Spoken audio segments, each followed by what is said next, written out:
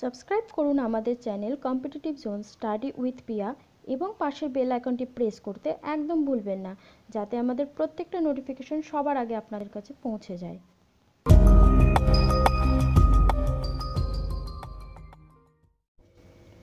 Hello বন্ধুরা, আজকের বিষয় হলো পুষ্টিবিদ্যা, জনস্বাস্থ্য ও মহিলাদের সামাজিক অবস্থান। আজ আমরা এই বিষয়টি নিয়ে কথা বলবো। তাহলে চলুন শুরু করা যাক কিছু প্রশ্ন উত্তর। দেখুন, প্রথম প্রশ্ন আসছে, একজন কিশোরীর যার বয়স 13 থেকে 15, তার প্রোটিনের দৈনিক চাহিদা কত? উত্তরটা হবে 43.3 গ্রাম। পরের কোশ্চেন, পরিণত স্ত্রীলোকের ভিটামিন কে এর দৈনিক চাহিদা কত? 70 থেকে 100 মিলিগ্রাম। পরবর্তী কোশ্চেনে চলে আসি, শিশুদের খাদ্যে ক্যালসিয়াম ও ফসফরাসের অনুপাত সর্বদাই কত হতে হবে? সেই অনুপাত হতে হবে 1:1। পরবর্তী কোশ্চেনে আসি, রান্নার সময় সোডা ব্যবহার করলে খাদ্যে দ্রবীভূত থাকা কোনো ভিটামিন সম্পূর্ণভাবে নষ্ট হয়ে যায়। সেই ভিটামিনটির নাম কি? সেই ভিটামিনটির নাম হচ্ছে ভিটামিন বি। এবং ভিটামিন সি রান্না করলেই নষ্ট হয়ে যায় কিন্তু। পরবর্তী কোশ্চেনে আসি, গর্ভবতী অবস্থায় দৈনিক ভিটামিন ই এর চাহিদা কতটুকু? উত্তর হবে 12 মিলিগ্রাম। পরবর্তী কোশ্চেনে আসি, আইসিডিএস প্রকল্পের মূল উদ্দেশ্য কি? আইসিডিএস প্রকল্পের মূল উদ্দেশ্যটা কি?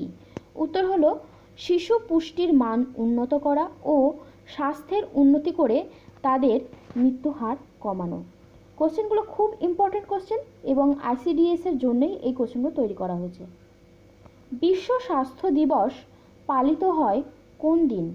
বিশ্ব স্বাস্থ্য দিবস পালিত হয় 7ই এপ্রিল। কোন দিন বিশ্ব পুষ্টি দিবস পালিত হয়? এর আগে আমরা পড়লাম স্বাস্থ্য দিবস, এটা হচ্ছে পুষ্টি দিবস। পুষ্টি দিবস পালিত হয় 28শে মে। 28শে মে পুষ্টি দিবস পালিত হয়। এই দিবসগুলো খুব ইম্পর্টেন্ট। পরবর্তী কোশ্চেনে আসি, ভিটামিন এ এর অভাবজনিত কোন রোগে চোখ ফুটো হয়ে যায়? এখানে বলেছে দেখো, চোখের মণি ফুটো হয়ে যায়। কোরাটোম্যালিয়া ভিটামিন এ এর অভাবে হয়। তার পরবর্তী কোশ্চেন, জাতীয় পুষ্টি সপ্তাহ কবে পালন করা হয়? জাতীয় পুষ্টি সপ্তাহ পালন করা হয় 1 থেকে 7ই সেপ্টেম্বর। এই সপ্তাহে পুষ্টি সপ্তাহ পালন করা হচ্ছে। পরবর্তী কোশ্চেন দেখে নিই, বিশ্ব শিশু দিবস কবে পালিত হয়? এর আগে আমরা দুটো পড়েছি, যেটা হচ্ছে স্বাস্থ্য এবং আরেকটা কি। এরপর আসছি আমরা বিশ্ব শিশু দিবস কবে পালিত হয়? 20 নভেম্বর। প্রতি 100 মিলিমিটার মাতৃদুগ্ধে কত পরিমাণ ধাতব লবণ থাকে? প্রতি 100 মিলিলিটার মাতৃদুগ্ধে 0.2 গ্রাম ধাতব লবণ থাকে। পরবর্তী কোশ্চেনে আসি, শিশুদের রেফারেল চিকিৎসা কোথায় হয়? শিশুদের রেফারেল চিকিৎসা কোথায় হয়? সেই রেফারেল চিকিৎসাটা হয় হচ্ছে অঙ্গনওয়াড়ি কেন্দ্রে। এই কোশ্চেনগুলো খুব ইম্পর্টেন্ট আইসিডিএস এক্সামের জন্য, ভালো করে একটু মন দিয়ে শোনো। পরবর্তী কোশ্চেন, নারীদের প্রতি 100 ml রক্তে কত পরিমাণ হিমোগ্লোবিন থাকে? নারীদের 100 ml রক্তে হিমোগ্লোবিনের পরিমাণ থাকে 11 গ্রাম। পরবর্তী কোশ্চেনে আসি, ভিটামিন এ এর রাসায়নিক নাম কি? ভিটামিন এ এর রাসায়নিক নাম হলো রেটিনল। পরবর্তী কোশ্চেন দেখা যাক কি আসে, ভিটামিন এ এর অভাবে কি রোগ হয়? ভিটামিন এ এর অভাবে হয় রাতকানা রোগ। রাতকানা অর্থাৎ ইংলিশে যেটা নাইট ব্লাইন্ডনেস বলা হচ্ছে, সেই রোগটা কোন ভিটামিনের অভাবে হয়? ভিটামিন এ এর অভাবে হয় রাতকানা রোগ। পরবর্তী কোশ্চেন, ভিটামিন সি এর অভাবে কোন রোগ হয়? ভিটামিন সি এর অভাবে উত্তরটা হলো স্কারভি হয়, অর্থাৎ ওই দাঁতের মাড়ি হয়ে যায় বা দাঁত দিয়ে রক্ত পড়ে, এই সমস্ত রোগ হতে থাকে। ভিটামিন সি এর রাসায়নিক নাম কি? ভিটামিন সি এর রাসায়নিক নাম হচ্ছে অ্যাসকর্বিক অ্যাসিড। অ্যাসকর্বিক অ্যাসিড হলো ভিটামিন সি এর রাসায়নিক নাম। পরবর্তী কোশ্চেনে আসি, বেরিবেরি ও পেলেগ্রা কোন ভিটামিনের অভাবে হয়? বেরিবেরি ও পেলেগ্রা কোন ভিটামিনের অভাবে হয়? ভিটামিন বি কমপ্লেক্সের অভাবে হয় হচ্ছে বেরিবেরি ও পেলেগ্রা রোগ। পরবর্তী কোশ্চেনে চলে আসি। পরবর্তী কোশ্চেন আসছে তোমাদের, অ্যানিমিয়া বা রক্তল্পতা কোন ভিটামিনের অভাবে হয়? অ্যানিমিয়া বা রক্ত অল্প হয়ে যাওয়া শরীরে, সেই রোগটা কোন ভিটামিনের অভাবে হয়? ভিটামিন সি হলো এর অ্যান্সার। পরবর্তী কোশ্চেনে আসি, ভিটামিন ডি এর অভাবে কোন রোগ হয়? ভিটামিন ডি এর অভাবে হয় রিকেট রোগ, যেটা শিশুদের মধ্যে দেখা যায়। এরপর আমরা পরবর্তী কোশ্চেনে চলে আসি। পরবর্তী কোশ্চেন আছে, ভিটামিন ডি এর রাসায়নিক নাম কি? ভিটামিন ডি এর রাসায়নিক নাম হলো কোলক্যালসিফেরল। কোলক্যালসিফেরল হলো ভিটামিন ডি এর রাসায়নিক নাম, আর এর অভাবে হয় হচ্ছে রিকেট রোগ। এর পরবর্তী কোশ্চেনে চলে আসি, ভিটামিন ই এর রাসায়নিক নাম কি? ভিটামিন ই এর রাসায়নিক নাম হলো টোকোফেরল। ভিটামিন ই এর রাসায়নিক নাম কি তাহলে? টোকোফেরল। পরবর্তী কোশ্চেনে চলে আসি, বন্ধ্যাত্ব কোন ভিটামিনের অভাবে হয়? খুব ভালো কোশ্চেন একটা। বন্ধ্যাত্ব কোন ভিটামিনের অভাবে হয়? ভিটামিন ই এর অভাবে হয় হচ্ছে বন্ধ্যাত্ব রোগ।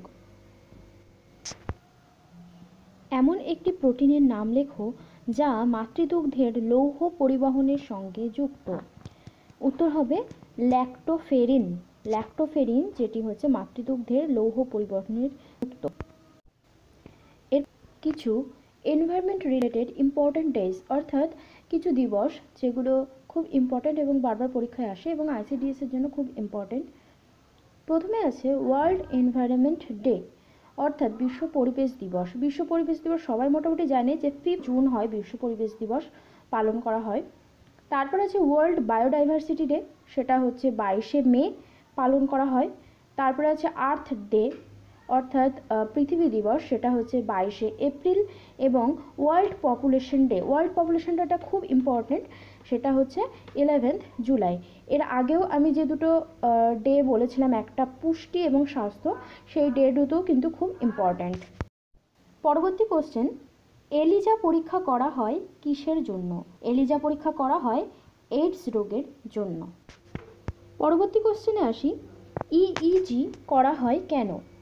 মস্তিষ্কের টিউমারের অস্তিত্ব নির্ণয়ের জন্য করা হয় ইইজি। পরবর্তী কোশ্চেন দেখো, গয়টার রোগ হয় কোন খনিজ পদার্থের অভাবে? গয়টার রোগ হয় আয়োডিনের অভাবে। পরবর্তী কোশ্চেনে আসি, জলাতঙ্ক রোগ ক্ষতিগ্রস্ত করে কোন অংশকে? জলাতঙ্ক রোগ ক্ষতিগ্রস্ত করে শরীরের স্নায়ুতন্ত্রকে। ভিডিওটি ভালো লাগলে প্লিজ লাইক করবেন আর সাবস্ক্রাইব করবেন চ্যানেলটিকে। পরের কোশ্চেনে আসি, কোথা থেকে রক্ত উৎপন্ন হয়? রক্ত উৎপন্ন হয় হচ্ছে ভ্রূণজ মেসোডার্ম থেকে। মেসোডার্ম লেখা রয়েছে, মেসোডার্ম হবে, ময়রেপ হবে মেসোডার্ম থেকে। পরবর্তী কোশ্চেনে চলে আসছি, রক্তবাহে জমাট বাঁধতে যে প্রোটিন বাধা দেয় তার নাম কি? তার নাম হচ্ছে হেপারিন, এবং রক্ত জমাট বাঁধতে সাহায্য করে ভিটামিন কে। পরবর্তী কোশ্চেনটা দেখে নিই, মানুষের মুখের লালায় কোন রাসায়নিক পদার্থ থাকে? মানুষের মুখের লালায় কোন রাসায়নিক পদার্থ থাকে? উত্তর হবে মিউসিন। মিউসিন থাকে মানুষের মুখের লালায়। ভিডিওটি ভালো লাগলে অবশ্যই লাইক করবেন, এবং যদি কোনো রকম সাজেশন থাকে এবং ভিডিওটি কেমন লাগলো সেই সম্পর্কে জানাতে চান, তাহলে অবশ্যই কমেন্ট বক্সে কমেন্ট করে জানাবেন। আইসিডিএস সম্পর্কে বিভিন্ন রকম তথ্য দেওয়া হচ্ছে আমাদের চ্যানেলে, সুতরাং চ্যানেলটিকে সাবস্ক্রাইব করে নেবেন যাতে আমাদের প্রত্যেকটা নোটিফিকেশন আপনাদের কাছে পৌঁছে যায়, এবং পাশের বেল আইকনটি প্রেস করে দেবেন। আমাদের অন্যান্য ভিডিওগুলো নিচের ডেসক্রিপশন বক্সে লিংক দেওয়া থাকবে, সেখান থেকে গিয়ে দেখতে পাবেন, কিংবা প্লেলিস্টেও থাকবে, প্লেলিস্টে গিয়েও দেখতে পারবেন। আজ তাহলে এটুকুই। যাওয়ার আগে সাবস্ক্রাইব করতে ভুলবেন না, লাইক করতে ভুলবেন না। দেখা হচ্ছে তাহলে পরের ভিডিওতে নতুন একটা এপিসোডের সঙ্গে। ধন্যবাদ।